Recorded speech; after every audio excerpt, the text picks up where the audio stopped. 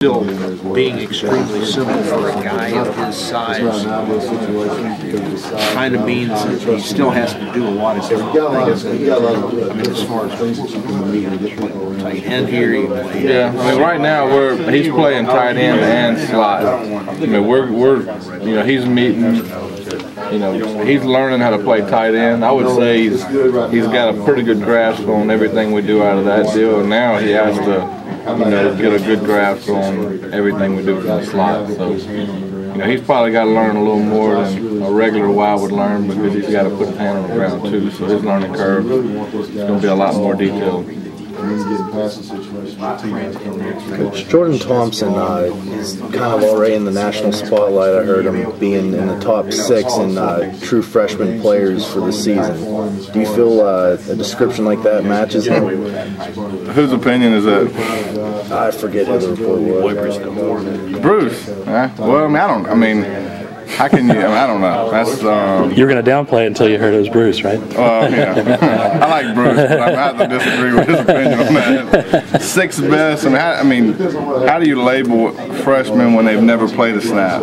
That's tough. I mean, and to take it on another level, how does he become the 6th best when he was recruited by nobody? And there's probably a lot of guys out there that were highly recruited that you could probably put above him. Now, if he starts doing it in games and his production in games proves that, then at the end of the year, you can say he's one of the better incoming guys. That preseason, I mean, what do you think about that?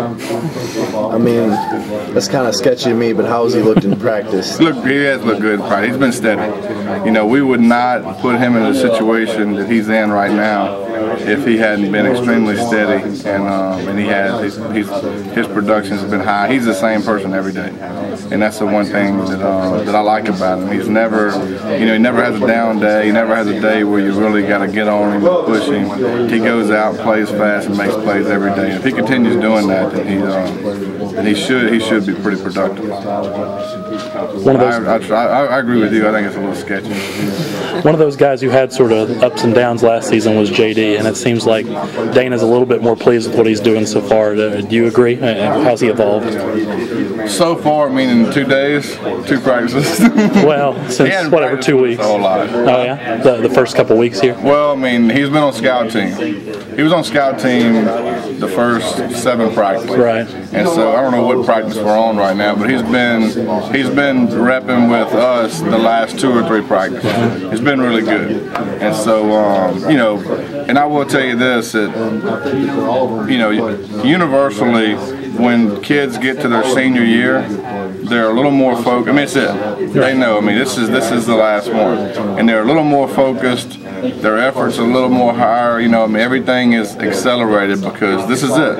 If they don't do it their senior year, then they're not going to do it. Right. And so you see that a lot with kids, that they might, through their career, be a little inconsistent, and then their senior year, like, man, this is it. And reality sets in. If I don't do it right now, my career is over with. And so I think that's a lot to say for him right now, in my opinion. You see that from him, meeting room, not just out there when you're repping, I guess? Yeah, I do. Yeah. He's been a lot more attentive, a lot more attention to detail, a lot more assertive with all the other guys I have seen. What can his role be? As good as he wants it to be. I mean, right now, if he wants to start, then continue making plays. We're going to play the best 4 guys. And out of those, how many ever receivers, if you're one of the best 4 guys, we're going to play. And that's my job, and Coach Hogerson's job is to figure out who the best 4 guys is and get them on the field.